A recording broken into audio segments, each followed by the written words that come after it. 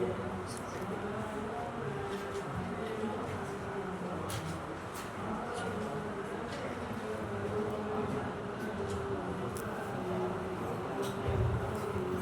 Pak? Bisa. Dimulai dari sekarang. Baik, selamat pagi, salam sejahtera bagi kita semua. Selamat pagi, salam sejahtera. Salam. Salam. Bapak Ibu yang dikasihi Tuhan kita Yesus Kristus,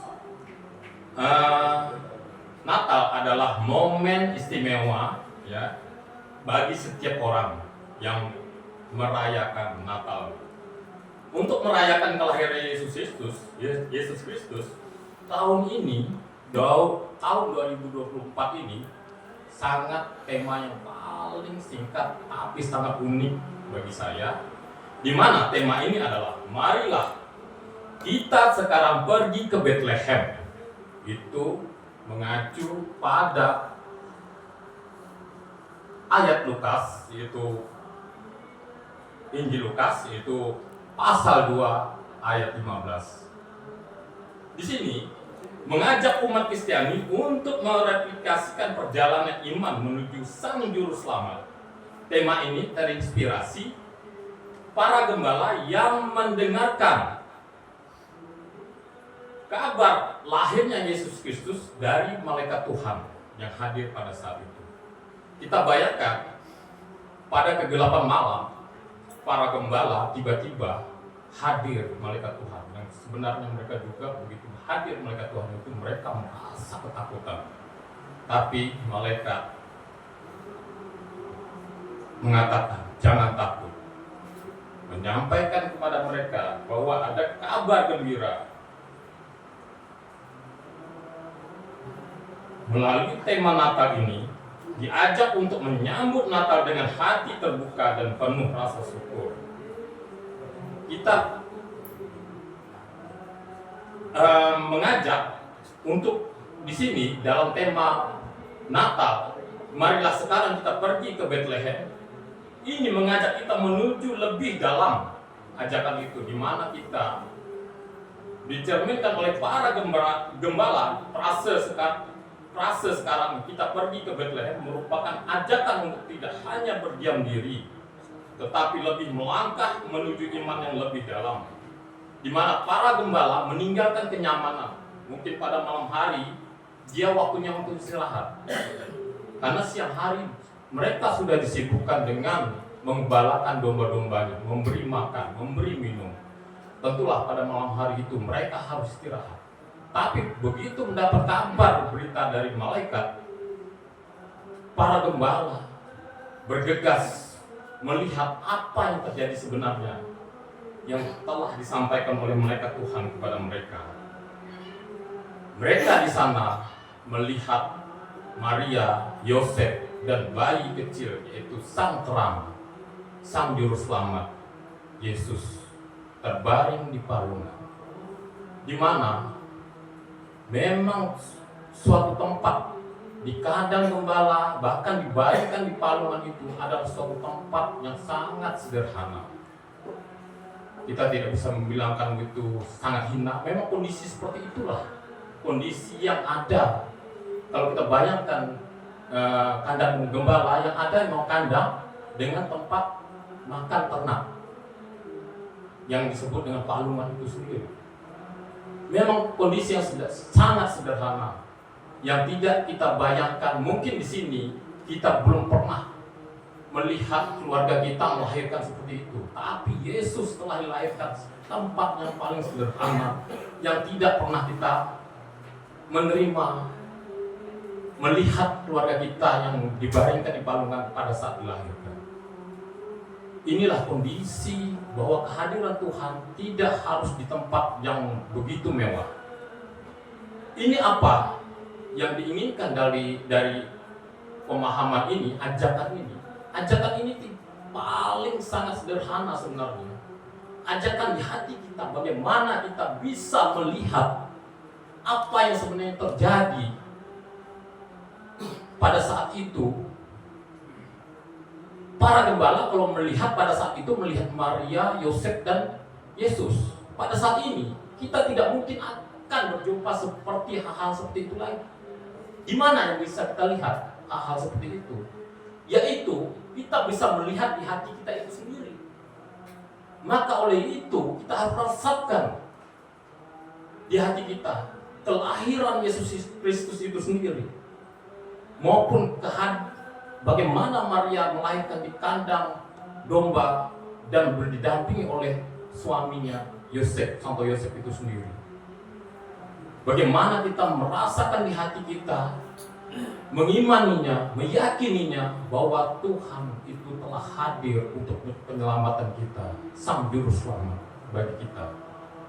Itu yang kita ingin munculkan atau kita bangkitkan di diri kita, di hati kita. Kelahiran Yesus Kristus itu sendiri tidak pernah akan kita lihat kembali. Tapi yang harus kita imani adalah di hati kita pada saat ini. Apalagi dalam menjelang Natal ini. Ada siapkah hati kita dalam menjelang Natal ini? Jangan sampai kita disibukkan oleh kesibukan duniawi. Ataukah kita lebih mengedepankan hal-hal duniawi, kemewahan, kemegahan, bahkan pekerjaan-pekerjaan yang sifatnya duniawi biasanya paling kita dahulukan. Bagaimana mencari uang untuk persiapan Natal, bagaimana untuk membeli pakaian, tapi kita tidak membuka diri untuk kehadiran Maria, Yosef, dan bayi Yesus itu di diri kita. Itu yang paling utama. Jangan sampai itu ada pohon Natal, ada kandang gembala, pakaian yang mewah, tapi tidak mencerminkan keimanan kita untuk menghadirkan Maria, Yosef, dan bayi Yesus, Sang Juru Selamat, Sang Natal itu sendiri. Itu yang ingin pertama yang disampaikan dalam tema Natal. Untuk yang kedua, tema Natal yang kedua saya ambil tentang kota Bethlehem, kota kecil yang menjadi saksi kelahiran Raja Damai itu sendiri. Kesederhanaan kota Bethlehem, termasuk ini adalah kota Daud, Raja Daud.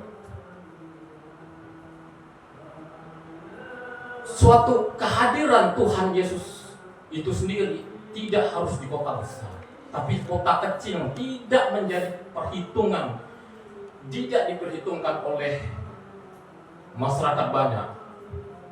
Karena banyak kota-kota besar yang ada pada saat itu.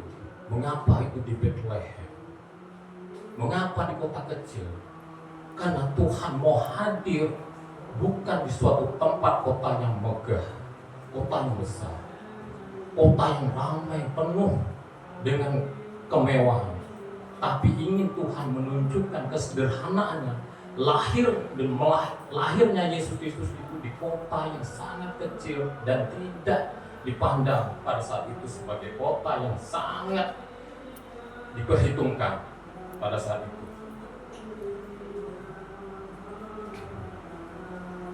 Di sini pesan yang disampaikan kepada kita, kota kecil itu sekarang menjadi kota yang besar, Bethlehem. Tidak mungkin kita akan melihat kota Bethlehem seperti dulu.